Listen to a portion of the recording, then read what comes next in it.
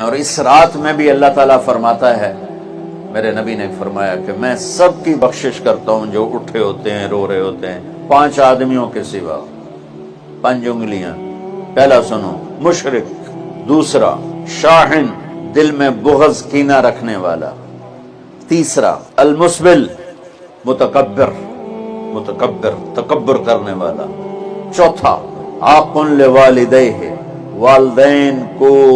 برباد کرنے والا۔ ایک ہوتا ہے کبھی کبھی اونچا بول ہو جائے گستاخی کا، اس کو نافرمانی کہتے ہیں۔ عاق ہوتا ہے پھاڑ دینا، ایسا پھاڑنا کہ جڑ نہ سکے، جو والدین کے جگر چیر دے اور ان کے کلیجے جلا دے،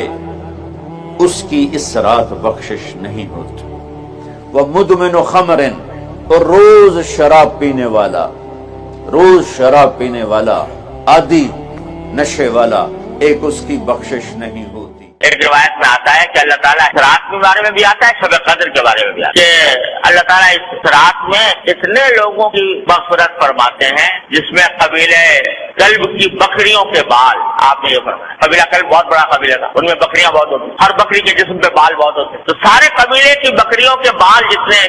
ہیں اتنے انسانوں کے لگا مغفرت ہوتا، مگر فرمایا 2 آدمیوں کی مغفرت ہے، اللہ بچائے۔ ایک وہ جو کسی مسلمان سے کینہ رکھتا ہو، کسی مسلمان، کینے کے معنی یہ کہ اس کی بدخواہی پر آمادہ ہو، بلا وجہ اس کو برا سمجھ کر اس کو تکلیف پہنچانے اور اس کو ذلیل کرنے کی فکر میں رہتا ہو، اللہ بچائے۔ ایک تو اس سے گناہ معاف نہیں ہوتی اس رات، اور ایک فرمایا وہ جو اپنے پاجامہ، شلوار، پتلون جو بھی پہنے ہوئے ہے اس کو ٹخنوں سے نیچے لٹکائے، اللہ بچائے، تو اس کے بارے میں بھی حدیث میں آتا ہے۔